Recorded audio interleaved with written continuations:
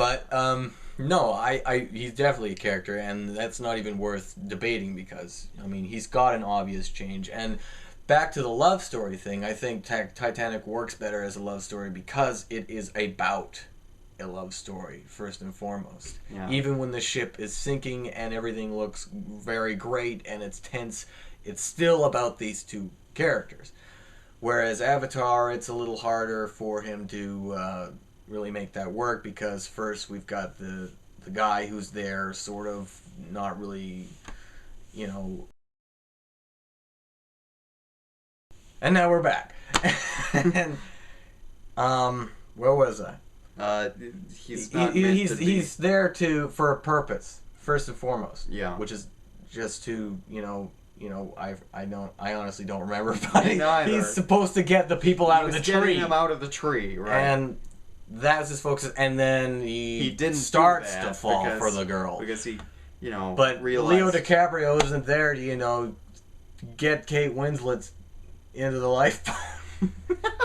And before it's even sinking. You know what I mean? Like, the movie's not about that. And so that's why I think Titanic might work better as a love story. I don't watch Avatar for the love story. What do you watch it for? To be swept away by this big, grand scale other world and just complete and pure escapism. I didn't think it was particularly good world building, even. I thought that there were all these space rhinos. And well, if you want something that looks like a artificial sort of alien stuff, then I direct you to the prequels. But for this, I think it's more... I didn't say I wanted...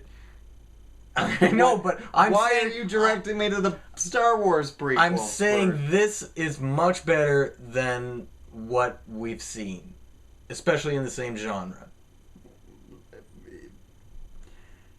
In terms of creatures and worlds and visuals. Alright, but it didn't really engage me as an action movie or a drama or a romance or, all those wacky comedy scenes with Sigourney Weaver slipping on banana peels. That was the best part. But as soon as... Okay, here's my thing. Here's my problem with Jake Sully, the character. Alright?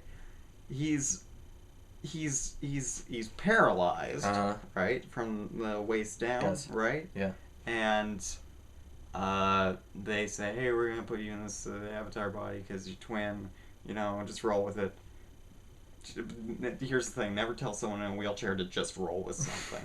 I don't think they did in the movie, but you can continue at any time. All right.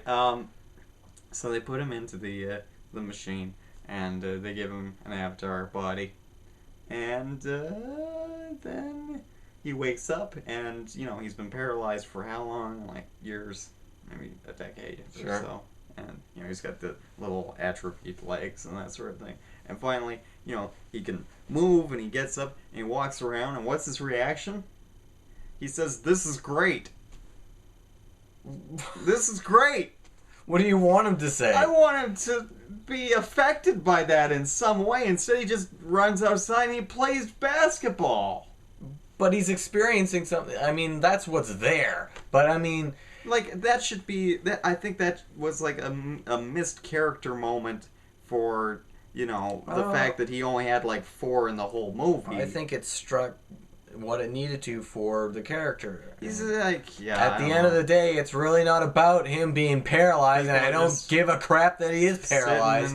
Eating their popcorn and going, "This is great." This movie didn't grab me until they did the scene where they go on their first little recon mission in the jungle, and you're seeing the jungle for the first time, and Jake gets lost from the group, and then it's night, and he's got to fend off from all those little leathery black cats. Yeah.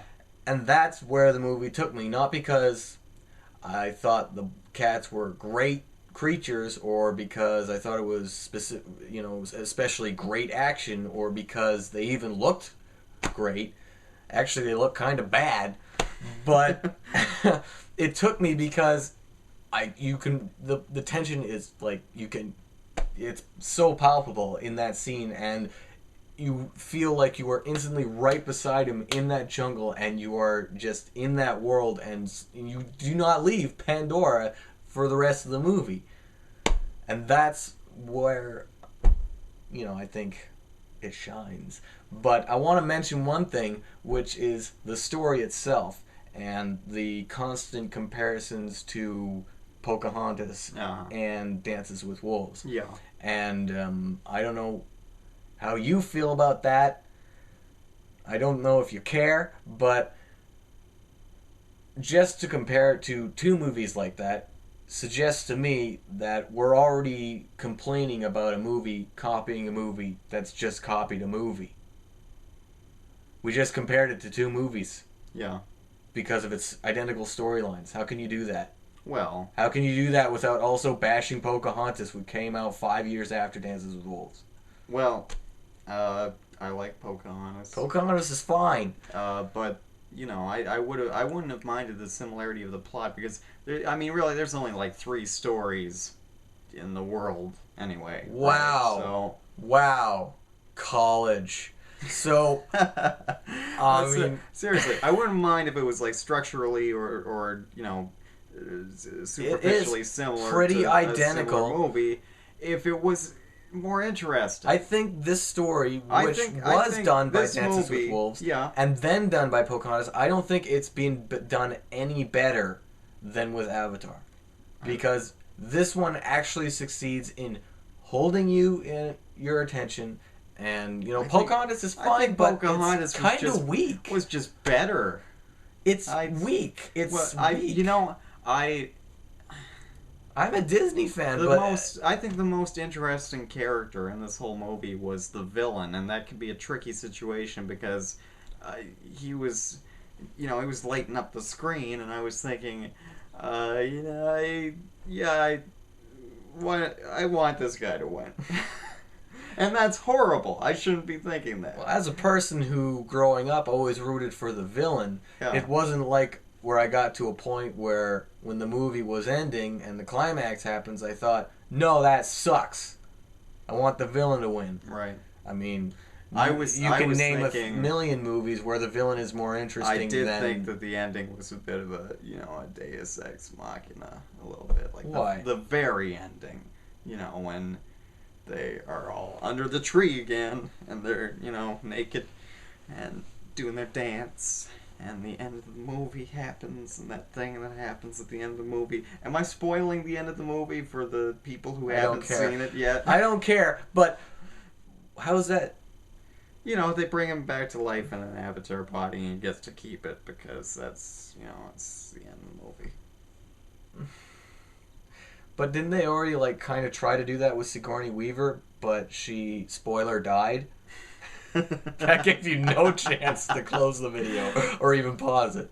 But she died too fast for that to happen, right? So they kind of explained it. It's not like it didn't come out of left field. No, it didn't come out of left field, but it still seemed beyond the limitations of, this tree. It's a... All right. Well, fuck trees. I think is what I think what Max is trying to say. Trees can't do that. Yeah, that's exactly what I'm thinking now. Well, that's pretty much all I have to say on Avatar. I guess so. I guess that's all I have to say too. But yeah, well, you can like Avatar, and I'll be fine with that. But I don't think that it deserved any great acclaim or billions of dollars or Okay, here's the real reason I don't like Avatar. Because when I worked at a movie theater, the success of Avatar made us bring in 40 cases of 3D glasses, and I've had to carry them around and put them in closets, and it's hurting my back, and I don't think the music's very good either. I love the music. I've never understood people bashing the music for this movie. I look at you loving the music, and I just plain don't understand it. I can't understand people not liking it. It's like something in an African elevator. Oh, get out! No, it's first of now that's really breaching reality. It's the Lion King. An African elevator. It's with the drums. I know what you're trying to say, but you're never going to find one of those. So how can you really know? It's like Lion King, with coconuts or something. It's like the Lion King with a few notes mixed around. It is you nothing know? like The Lion King. The Lion King is. The Lion King is. Oh my god! I can't even. I can't. Well, okay, what's the theme of Avatar? What's the main theme of? Don't play it. Just hum it for me. That was like. I mean, I can give you Star Wars. I could give you. Well, everybody can give you Star Wars, but I mean, the Avatar is sort of like this tribal. It is tribal, but it works in its future setting. It's it's da da da da da da da da da da da, and that's nothing like The Lion King for one thing. Sure, because the Lion King is. The Lion King is like. It's like. Da, da, da, da, na, na, na. It's just really sad right now that I can pull both of those themes out of my head. But yeah, I mean, Up won the Oscar that year, and I was rooting for Avatar, but I mean, Up, great score, deserved its nomination, but it is literally the same thing on loop. No, it's not. Yes, it is. No, it's not, because there are different themes. Just because you change movie what instrument is doing that loop doesn't mean it's a versatile score. But it becomes orchestral, or it's right. That is what I just said. It just because you change the instrument, it doesn't make the score more versatile. But it can be sad or it can be happy. Is that really how you you judge a movie's score? No, I'm just saying... This music never got happy or sad enough. It had more variety than you're making it out to have. I really don't think it did. I do think it's a great score, and don't get me wrong. It doesn't sound like you do. But I thought something like Ratatouille was much, much more, had much more flavor. Ba-bum. Yeah, that is true. It was very delicious. Like your popcorn. Okay. Wow. Did we establish? Have we established how sad we are? Do we need to hum more scores? Have we determined whether it's a good movie? Oh, I've always thought it's a good movie. Right. All right. Well, I guess that's. He thinks it's a blur movie. Yeah. It's a blur movie. Yeah, so it's not a good movie. It's not a bad movie. It's not good. Well, that's the best we've gotten so far in terms of bringing one another to the other side. So, all right. Well, you actually didn't change my opinion in any way, that's but correct.